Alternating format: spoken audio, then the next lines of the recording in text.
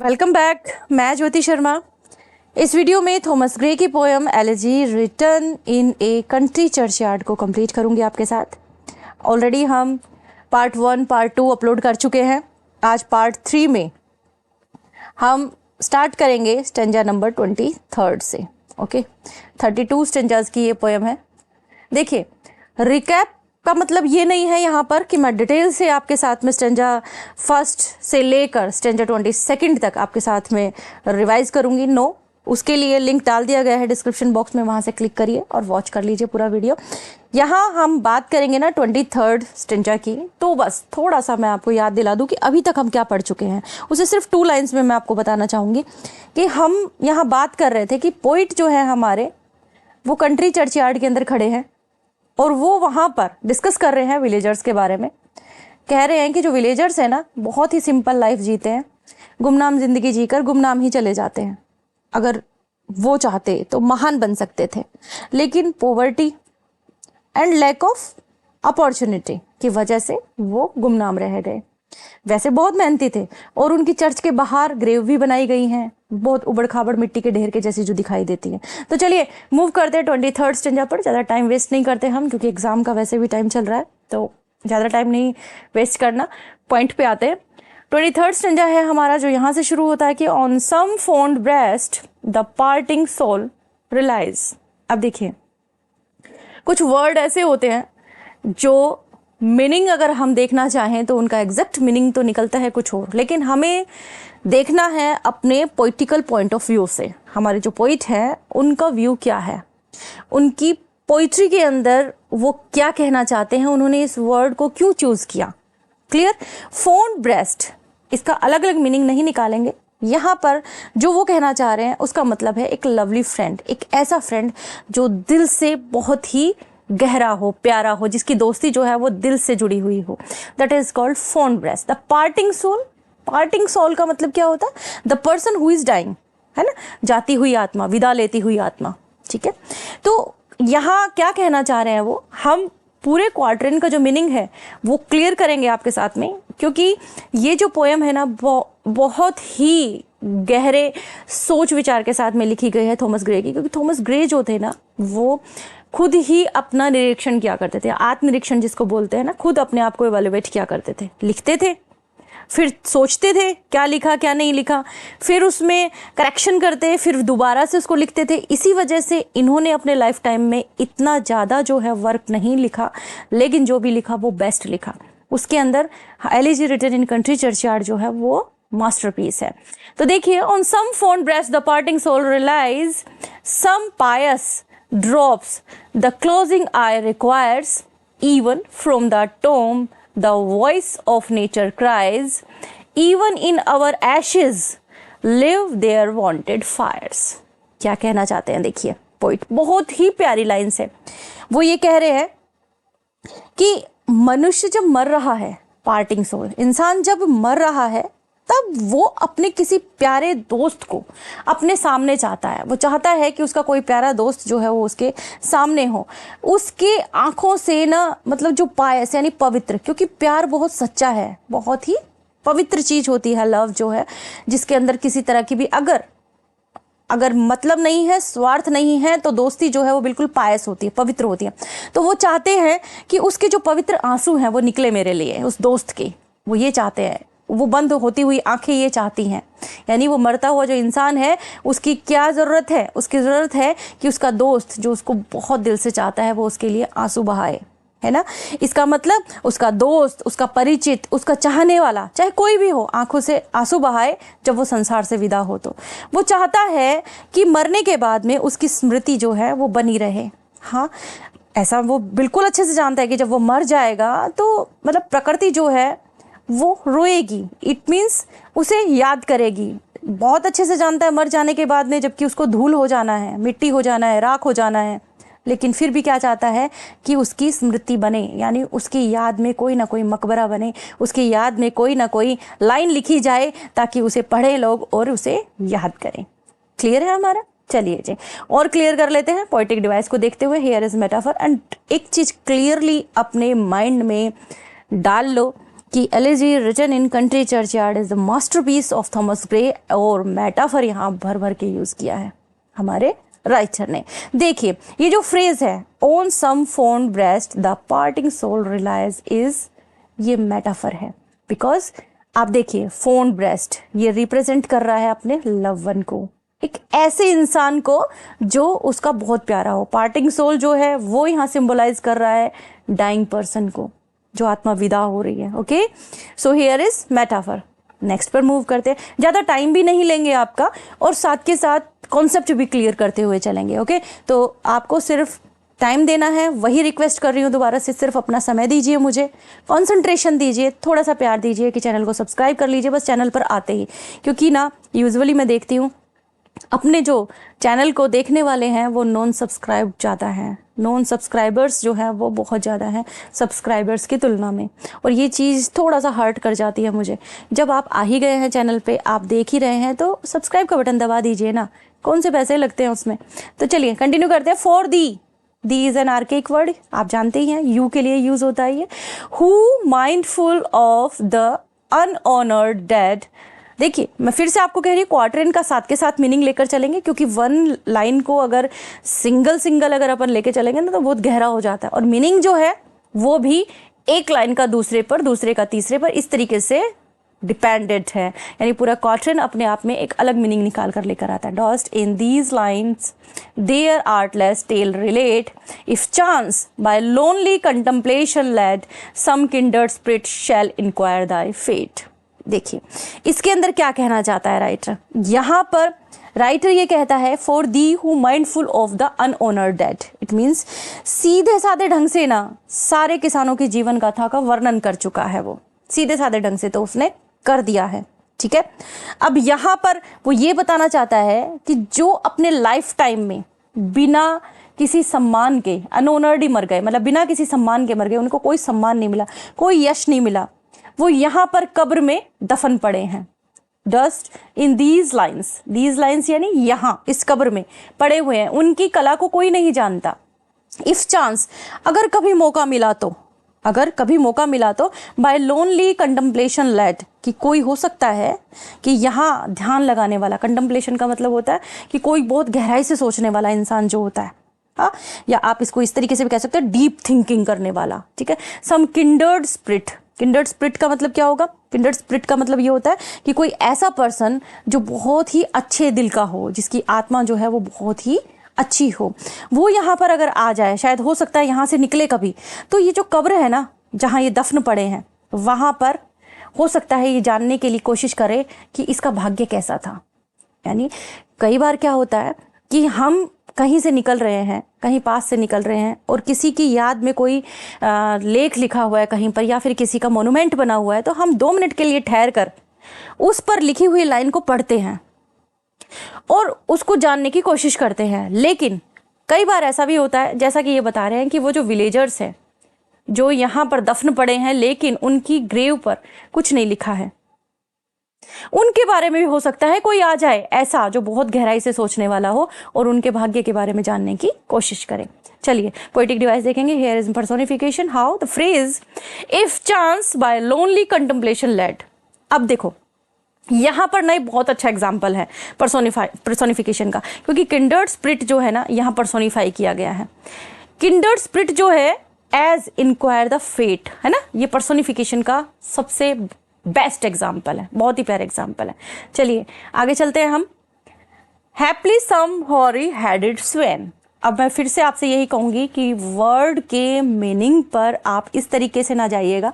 अगर आप डिक्शनरी उठाकर देखेंगे तो हॉरी हेडेड स्वेन का मतलब अलग से होता है, मतलब कुछ अलग है जो यहाँ हमारे पोइट्री के अकॉर्डिंग सूट नहीं करता। जो हमारी पोइट्री के अकॉर्डिंग इसका मीनिंग निकल कर आ रहा है वो हमने आपके सामने मेंशन किया है। हॉरी हेडेड स्वेन यानी ओल्ड मैन है एक, जिसके ग्रे हेयर है या वाइट हेयर आप कह सकते हैं, ठीक है, जो कि एक शेफर्ड है। स्वेन यहाँ शेफर्ड, जबकि स्वेन जो है ना वो होते हैं सुअर। हॉरी हेडेड, तो इसका मीनिंग अगर अलग अलग निकालेंगे तो आप अलग निकलेगा। डिक्शनरी में आप देखने बैठेंगे तो आप तो कंफ्यूज हो जाएंगे कि भाई ये तो मीनिंग ही अलग है। अब देखो हमने इस क्वार्टरन को समझना है पूरे को, पहले रीड आउट कर लेते हैं। ऑफन है इसका मतलब have we seen him at the peep of dawn brushing with hasty steps the dews away to meet the sun upon the upland lawn. अब देखिए, ये जो हमारा स्टेंजा है ना, ये जो हमारा क्वार्ट्रेन है, इस क्वार्ट्रेन के अंदर यहाँ ये लाइन्स ये बता रही है कि जो हमारे पोइट है उस पोइट का नेचर से बहुत प्यार है। अब यहाँ पर ये लाइन्स जो हैं पोइट के लिए हैं, पोइट के बारे में, उनका नेचर से बहुत प्यार है। वो ये कहते हैं कि कभी पोइट जो है वो, जैसे पिछले स्टेंजा के अंदर बताया कि पोइट जो है वो हो सकता है कि कभी इस दुनिया में ना रहे और वो दफन कर दिया जाए, तो कोई आए घूमता फिरता और उसके बारे में पता लगाना चाहे। तो ये बता रहे हैं कि पोइट जो है हमारे, वो नेचर से बहुत प्यार करते हैं, बहुत ज़्यादा। वो कहते हैं कि उनकी डेथ के बाद में कोई एक आदमी ऐसा आए जो वाइट हेयर वाला हो और गडरिया हो या गांव का सीधा साधा सा इंसान हो, क्या पता वो आए, शायद कब्र को देखकर, उनकी कब्र को देखकर झांकने की कोशिश करे। हाँ, तो वो क्या कहेगा? वो कहेगा कि जब कभी जीवित था ना, जब कभी जीवित था, जब हम उसे देखते थे, है ना, हिम, वी सीन हिम, हम उसे देखते थे, तो हम उसे देखकर क्या कहते थे कि वो जल्दी जल्दी, सुबह सुबह, डॉन का टाइम क्या होता है? सुबह, एकदम भोर, मतलब सूरज अभी निकला नहीं है, निकलने की तैयारी में है, दैट इज डॉन टाइम, यानी भोर का समय है। ब्रशिंग विद हैस्टी स्टेप्स, वो क्या कर रहा है? कवि, हमारे कवि की बात हो रही है कि कवि की कब्र को देखकर वो इंसान जो है, वो देहाती जो है, वो ये कह रहा है कि जब मैं उसको देखता था तो मुझे ऐसा लगता था कि सुबह सुबह जैसे वो जल्दी जल्दी घास से ढकी हुई पहाड़ी की चोटी को, मतलब उस ओस से जो है ना साफ कर रहा है। ओस उसके ऊपर लगी हुई है पूरी घाटी के ऊपर, और उस ओस को हटा रहा है ताकि जल्दी सी सूरज के दर्शन हो सकें। जो सूरज है उसके सीन को साफ कर सके, वो एकदम साफ सूरज चमक सके। यानी ये जो बूढ़ा आदमी है, ये जो बुजुर्ग आदमी है, ये कहता है कि मैं जब कभी पोइट को देखा करता था तो मुझे ऐसा लगता था कि वो यहाँ पर जल्दी जल्दी आता और जो धुंध जमी हुई होती थी, जो ओस जमी हुई होती थी, उस ओस को हटाने की कोशिश करता था ताकि सूरज अच्छे तरीके से चमक सके।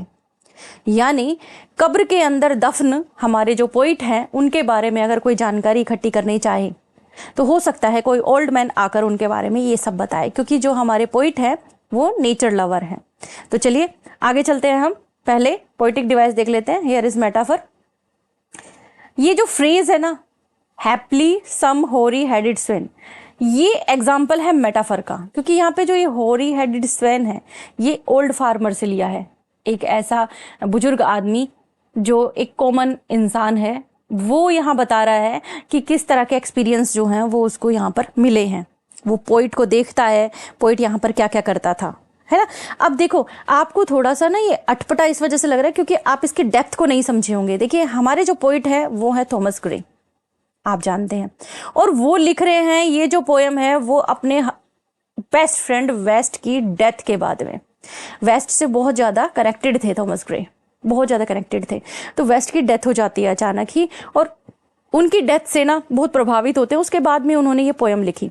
तो वो ये कहते हैं कि कई बार कोई इंसान जो है वो हमारी ज़िंदगी से चला जाता है और उसके बारे में फिर हम इस तरीके की बातें करते हैं। जैसा उन्होंने यहाँ कहा ना, एक वृद्ध आदमी जो है वो कभी मेरे बारे में इस तरीके का जिक्र कर सकता है कि मैं जब उसको देखा करता था, उस कवि को जब मैं देखा करता था तो वो क्या करता था, सुबह सुबह बिल्कुल जल्दी, यानी सुबह अभी हुई भी नहीं, जल्दी जल्दी से आके घास से ढकी हुई पहाड़ी की जो चोटी है ना, उसके पूरे रास्ते की ओस को साफ करता था अपने पैरों से, ताकि सूरज जो है साफ साफ सबको दिखाई दे सके। आगे चले। There at the foot of yonder nodding beech that wreathes, यहाँ भी सेम वो नेचर का डिस्क्रिप्शन जो है वो कंटिन्यू रहेगा। ठीक है, वही नेचर की पूरी डिस्क्रिप्शन देगा कि हमारे जो पोइट हैं वो नेचर लवर हैं, और नेचर का डिस्क्रिप्शन जो है वो यहाँ पर आपको देखने को मिलेगा। वो ये कहेंगे यहाँ पर, there at the foot of yonder nodding beech that wreathes its old fantastic root so high his listless length at noontide would he stretch and pour upon the brook that babbles be। अब देखो यहाँ पर वो क्या बताने की कोशिश कर रहे हैं, यहाँ पे वो बता रहे हैं कि डेथ के बाद में ही, मतलब उनकी डेथ के बाद में ही अगर कोई आए, जैसे कि बताया वो शेफर्ड है, बुजुर्ग आदमी जो है वो आए तो वो क्या बताएगा, वो ये कहेगा कि मैंने उन्हें देखा, योंडर नोडिंग बीच, नोडिंग का मतलब, नोडिंग करने का मतलब ये होता है, मतलब हिलाना, सर को बार बार हिलाना, है ना, धीरे धीरे हिलाना, मतलब जैसे हवा के साथ साथ। योंडर का मतलब at a distance, at a distance. और बीच है ना, एक जंगली पेड़ है, एक जंगली पेड़ है, उस पेड़ के नीचे यानी पेड़ की जो शाखाएं हैं वो हिल रही हैं धीरे धीरे। तो कहते मैंने उसको ऐसा लगता है कि जैसे मैंने पोइट को दूर देखा कहीं कि वो बीच के पेड़ की शाखाओं के नीचे लेटा हुआ है, उसने अपना पूरा का पूरा शरीर जो है वो फैला रखा है, वो वहां लेटा हुआ है, लेटा हुआ है, ठीक है। और यहाँ पर वो ये कह रहा है कि वो चारों तरफ की अपनी जो बातें हैं ना उनसे निश्चिंत होकर, और वहां एक छोटा सा नाला बह रहा है, छोटा सा एक नाला है जिसकी साइड में वो लेटा हुआ है। And pore upon the brook that babbles way, और उस नाले से जो आवाज आ रही है, उस नाले से जो आवाज आ रही है ना, उस आवाज से वो प्यार करता है, यानी वो आवाज जो है उसको अच्छी लगती है, वो जो म्यूजिक जो क्रिएट हो रहा है ना वो अच्छी लगती है। यानी सीन क्या बन रहा है कि यहाँ वो जो शेफर्ड है वो कह रहा है कि मैंने पोइट को यहाँ देखा, वो एक पेड़ के नीचे लेटा हुआ है, बीच पेड़ है, जंगली पेड़ है, मतलब एक स्मूथ ग्लोजी लीव्स वाला ट्री होता है ये, ठीक है, वहां पर वो लेटा हुआ है और बिल्कुल एकदम उसने है ना अपना मतलब शरीर जो है पूरे तरीके से फैला लिया है, बहुत अच्छे तरीके से वहां पर लेटा हुआ है। Listless length at noontide would he stretch, ऐसा लग रहा है कि जैसे अपने चारों ओर की बातों से निश्चिंत होकर वहां पर वो लेटा हुआ है खूब फैल कर। और वहां पास में एक नाला बह रहा है, उसके पानी की जो कलकल करने की जो आवाज है ना, उस आवाज को वो एंजॉय कर रहा है, यानी वो बिल्कुल उस प्रकृति के अंदर ही है। अब यहाँ पर भी इमेजरी जो है वो आप बता सकते हैं, क्योंकि ये जो फ्रेज है ना, there at the foot of yonder nodding beech is an example of imagery. Imagery का बहुत अच्छा, क्योंकि यहाँ एक सीन क्रिएट हो रहा है, एक क्लियर और विविड इमेज है रीडर की माइंड के अंदर जो आएगी, है ना, जो रूरल सेटिंग की होती है। गांव के अंदर आपको देखने को मिलती है ये सब चीजें कि एकदम हरा भरा सा इलाका है, पास से कोई पानी का झरना बह रहा है या फिर कोई नाला बह रहा है ना। तो इस तरीके से जो हमारे पोइट हैं उनके बारे में बात हो रही है। आगे देखिए क्या कहते हैं वो, hard by yon wood, hard by yon wood यानी बिल्कुल near, now smiling as in scorn, muttering his wayward fancies he would row, now dropping woeful van like one forlorn, or crazed with care, or crossed in hopeless love। यहाँ भी same वही description होगा कि हमारे जो poet हैं वो क्या कर रहे हैं। देखिए इन लाइंस के अंदर क्या बताते हैं, वो कहेंगे कि वो जो देहाती है, वो जो गांव का इंसान है जिससे बात कर रहे हैं, जो बता रहा है पोइट के बारे में कि मैं पोइट को जानता था, क्या करता था वो कहते हैं हार्ड बाय, हार्ड बाय का मतलब क्लोज टू, एकदम नियर, योन वुड, वुड यानी जंगल, योन के जंगल, योन यहाँ पर एक ये समझ लीजिए कि स्पीसीज है कोई ट्री की, तो उसके लिए बताया कि hard by yon wood, now smiling as in scorn, कि वो कहता है कि मैंने कवि को, पोइट को ना जंगल के साथ में ही देखा है, जंगल में से होकर जाते हुए देखा है। जंगल की जहाँ तक बात की जाए, muttering his wayward fancies he would rove, now drooping woeful wan, कि जंगल की जहाँ तक अपन बात करते हैं ना, तो वो लोगों को बहुत अच्छी भावना से नहीं देखते हैं। जंगल जो है वो लोगों को कम ही पसंद करते हैं, क्योंकि जंगल के अंदर इंसान जो हैं वो एंजॉय करने के लिए आते हैं और जंगलों को नुकसान पहुंचा के चले जाते हैं। तो कह रहे हैं कि मैंने कवि को देखा है, पोइट को देखा है, वो यहाँ पर घूमते हुए रहते थे, और यहाँ घूमते हुए वो क्या करते रहते थे, वो full man like one forlorn, muttering करते रहते थे, हाँ, धीरे धीरे बड़बड़ाना, मटरिंग करते रहते थे, ऐसे लगते थे जैसे दुखी हैं, अकेले हैं, मैंने ऐसा देखा है उनके। और क्रेज्ड विद केयर, तो और कई बार ऐसा लगता था कि वो अपना सर झुकाए हुए बैठे हैं और बहुत ज़्यादा परेशान हैं, हाँ, अकेले हैं, परेशान हैं। क्रेज्ड का मतलब बिल्कुल ऐसा लगता था जैसे पागल नहीं होते हैं, क्रेज्ड यानी पागल, मतलब जिनको होश ही ना हो। विद केयर और क्रोज्ड इन होपलेस लव, ऐसा लगते थे कि जैसे प्यार में उन्होंने धोखा खाया हो। मुझे कई बार उनको देखकर ऐसा लगता था। कह रहे हैं, एक बार समझने की कोशिश कीजिए, ये जो क्वार्टरन है इसके अंदर वो जो शेफर्ड है या जो ओल्ड मैन है, वो ये कहना चाह रहा है कि पोइट को मैंने यूजुअली यहाँ देखा जंगल में से गुजरते हुए, स्माइल के साथ, लेकिन स्माइल भी कैसी, उनकी स्माइल जो है वो ऐसी थी कि ऐसे लगता था कि जैसे जंगल उनको स्कॉर्न नहीं कर रहा, क्योंकि जंगल वैसे लोगों को कम पसंद करते हैं, पेड़ जो है ना वो लोगों को कम पसंद करते हैं क्योंकि लोग उन्हें हार्म करते हैं। लेकिन पोइट ऐसा नहीं करते थे, वो वहाँ से बड़बड़ाते हुए निकलते थे, ऐसे लगता था कि जैसे वो अपनी कल्पनाओं में कहीं खोए हुए हैं, हाँ, कहीं गुम है, और ऐसे लगते जैसे वो कोई दुखी हैं, अकेले हैं, उन्हें प्यार में होपलेसनेस मिली हो, है ना। इस तरीके से उनका डिस्क्रिप्शन कर रहे हैं। अब देखिए यहाँ पर्सोनिफिकेशन आया है, हाउ, ये जो फ्रेज है ना, hard by yon wood now smiling as in scorn, ये एग्जाम्पल है पर्सोनिफिकेशन, क्योंकि जो वुड है यहाँ पर्सोनिफाई किया जा रहा है कि भाई वो बहुत कैपेबल है, वुड जंगल जो है ना स्माइल करने के लिए। स्माइलिंग इन स्कॉर्न का है ना, स्माइलिंग एज इन स्कॉर्न, कि वुड जो है वो जल्दी सी मुस्कुराते नहीं है, वो इस तरह से मुस्कुराते हैं लोगों की तरफ तो जैसे कि उनका तिरस्कार कर रहे हो। लेकिन पोइट के साथ ऐसा नहीं था। पोइट क्या करते थे वहां पर, पोइट जो है वो वहां पर घूमते रहते थे, ऐसा लगता था जैसे उनके दिमाग में कुछ कल्पनाएं चल रही हैं, वो बुदबुदा रहे हैं।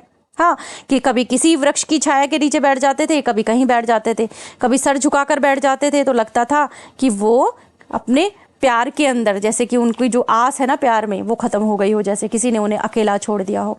क्योंकि यहाँ पर ग्रे जो है ना वाकई में अकेला फील कर रहे थे अपने बेस्ट फ्रेंड की डेथ के बाद। क्लियर हुआ?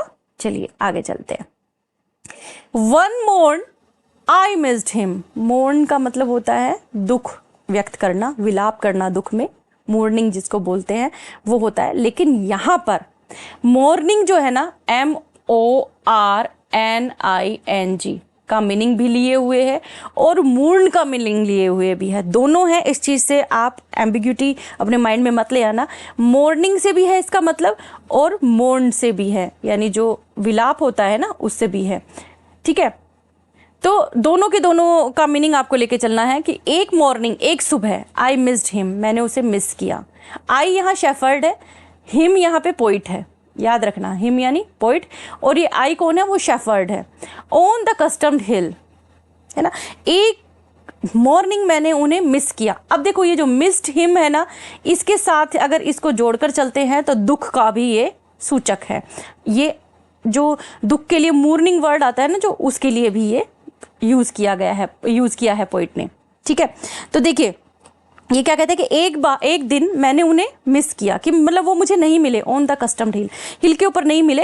Along the Heath and near his favourite tree, ना तो मुझे घाटी के ऊपर मिले, किसी ढेर के ऊपर दिखाई दिए, ना मुझे कहीं किसी ट्री के आसपास दिखे जो कि उनका फेवरेट था। Another came nor yet beside the rill, अगला दिन आ गया, मुझे वो कहीं भी नजर नहीं आए। अगला दिन भी आ गया लेकिन कभी जो है वो मुझे दिखाई नहीं पड़ा। ठीक है, वो अपने जो उनका फेवरेट जो नाला था उसके पास भी नहीं दिखे। Nor up the lawn nor at the wood was he, ना तो मुझे लॉन में दिखाई दिए, ना ही वो उस जंगल में दिखाई दिए जिस जंगल के अंदर वो हुआ करते थे। इसका मतलब ये जो क्वार्टन है, इस क्वार्टन के अंदर ये जो लाइंस यूज हुई हैं, इन लाइंस के अंदर वो जो शेफर्ड है वो कहीं ना कहीं मिस कर रहा है उन्हें। और here shepherd is poet himself, and जिस पोइट की बात हो रही है वो है वेस्ट, हमारे थॉमस ग्रे के फ्रेंड।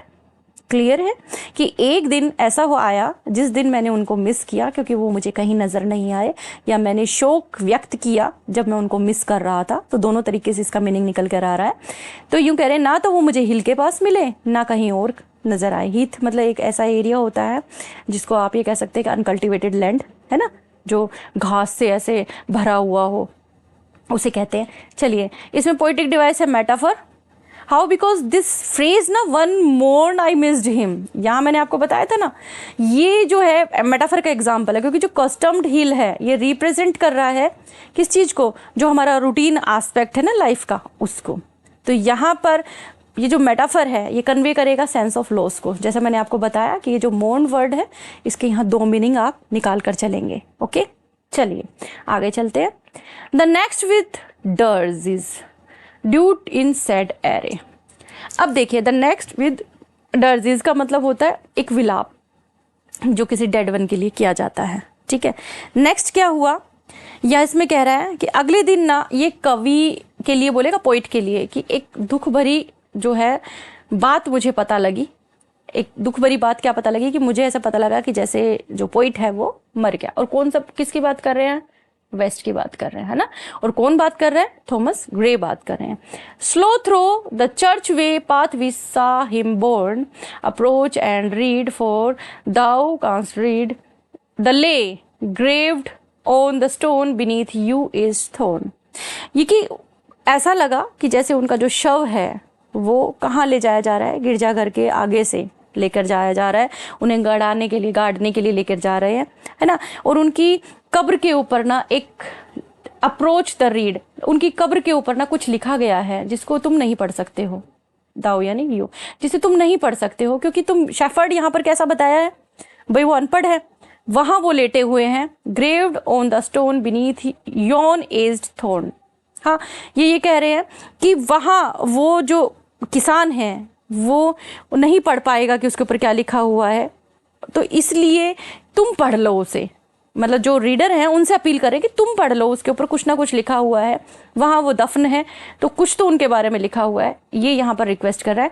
यहाँ एलिट्रेशन आएगा, एलिट्रेशन आपको निकालना आता ही है तो इसमें हम टाइम वेस्ट नहीं करेंगे। Alliteration means repetition of the consonant sound, okay. और यहाँ कॉन्सोनेंट डी का रिपीटेशन हो रहा है, वो आप खुद निकाल कर मुझे कमेंट करके बताएंगे। आगे चलते हैं हम। यहाँ ना अब देखिए एक चीज और आपको ना अच्छी सी देखने को मिलेगी, ये जो है ना ये है एपिटाफ।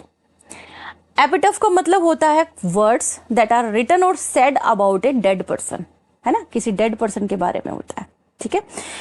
आप ये कह सकते हैं specially words written on a stone where someone is buried, कि जैसे किसी को कहीं दफनाया गया है और वहां पर वो शब्द जो है वो लिखे गए हैं। तो कुछ शब्द हैं जो लिखे गए हैं, अब वो जो है ना वो पोइट के बारे में है।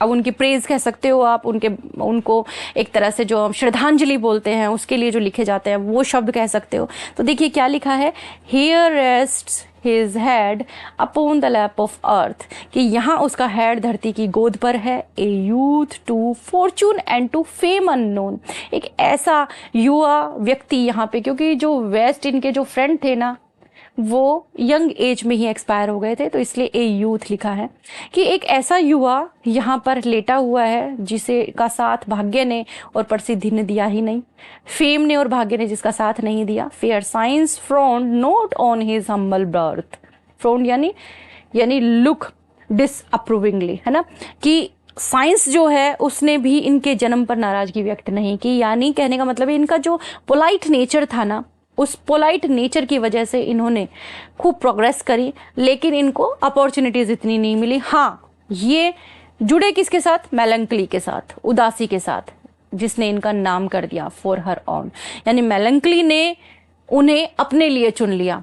कहने का मतलब हमारे जो पोइट हैं थॉमस ग्रे, वो उन्होंने उदासी पर ज्यादा पोयम लिखी हैं। ये जो मेन जो हमारी पोयम है elegy written in country churchyard, इसका बताया है कि ये जो है ये डेडिकेटेड है सैडनेस को। ये बहुत दुखी थे, परेशान थे, उदास थे, तो इन्होंने किसी एक पर्टिकुलर बंदे का नाम नहीं लिया है कि किसको डेडिकेट कर रहे हैं। इन्होंने ये पूरी की पूरी पोयम जो है ना ये विलेजर्स को डेडिकेट कर दी, उन विलेजर्स को डेडिकेट कर दी जो अननोन आए और अननोन चले गए। कहीं ना कहीं अपने दिल का जो दर्द है वो बताना चाह रहे हैं, और वो जो दिल का दर्द है वो उभरा कब, जब वेस्ट की डेथ हुई। क्योंकि पोइट्री के लिए कहा जाता है कि poetry is the spontaneous overflow of powerful feelings. जब फीलिंग्स जो हैं बहुत पावरफुल हो जाती हैं, पोइट्री अपने आप निकलती है, तो वो चीज़ है। आगे चले हम, यहाँ पोइटिक डिवाइस देखेंगे, मेटाफर है। देखिए मैं पोइटिक डिवाइस को बहुत ज़्यादा डिटेल में डीपली आपको नहीं करवा रही हूँ, क्योंकि यहाँ पर आप स्क्रीनशॉट ले सकते हैं और इसको रीड करेंगे तो इजीली आपको समझ में आ जाएगा। हमारा टाइम वेस्ट होगा, इस वजह से कहीं कहीं हम आपको बता रहे हैं और कहीं कहीं से फटाफट निकल रहे हैं। आगे चलते हैं। Large was his bounty and his soul sincere, heaven did a recompense as largely send। recompense का मतलब क्या होता है, देखिए इसका मतलब होता है कंपनसेशन, एक तरह का, या रिवार्ड, है ना। He gave to misery all he had, a tear he gained from heaven, it was all he wished, a friend। देखो वो कहते हैं large was his bounty, bounty यानी जेनरसिटी, कि उनको ना गिफ्ट के अंदर जेनरसिटी मिली थी, ईमानदारी मिली थी।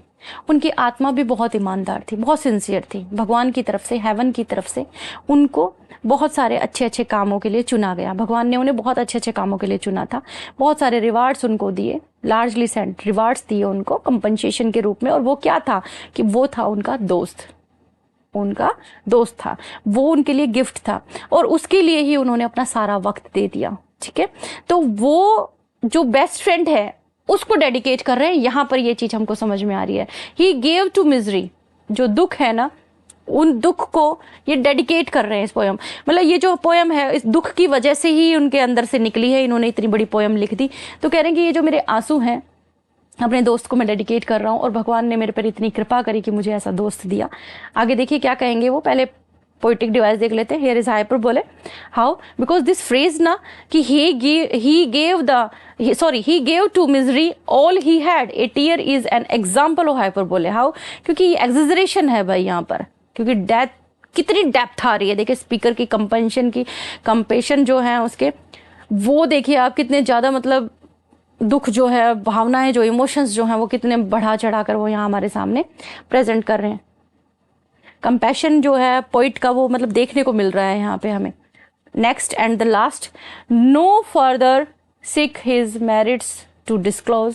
ये कह रहे हैं आगे कि अब उनकी क्वालिटीज़ को उजागर करने की कोशिश मत करो.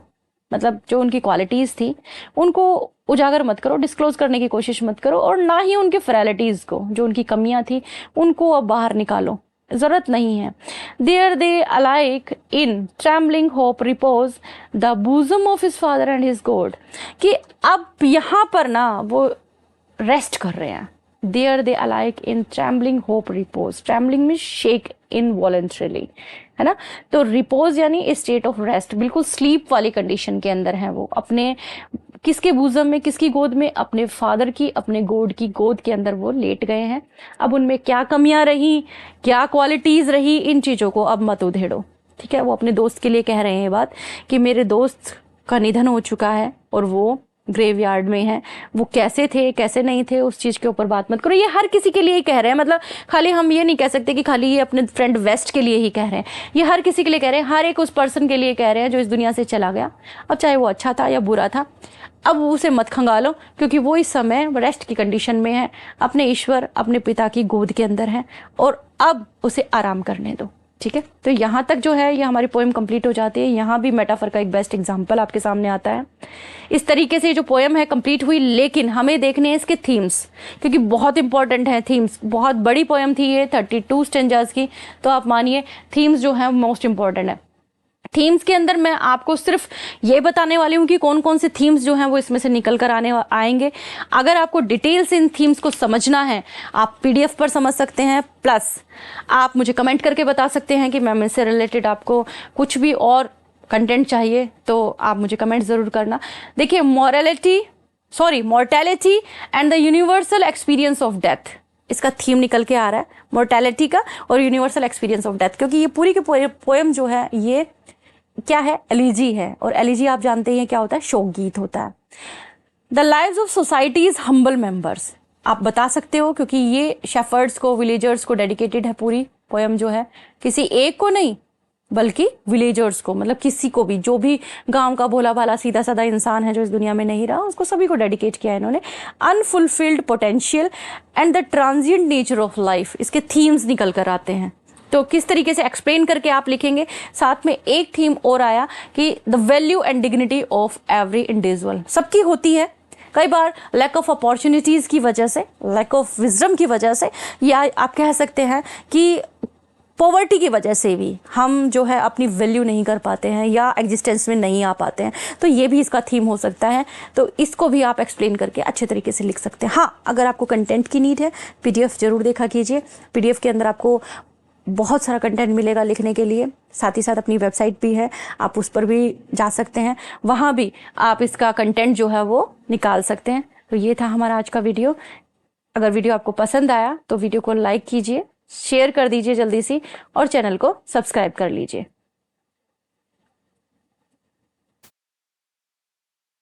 Thanks for watching.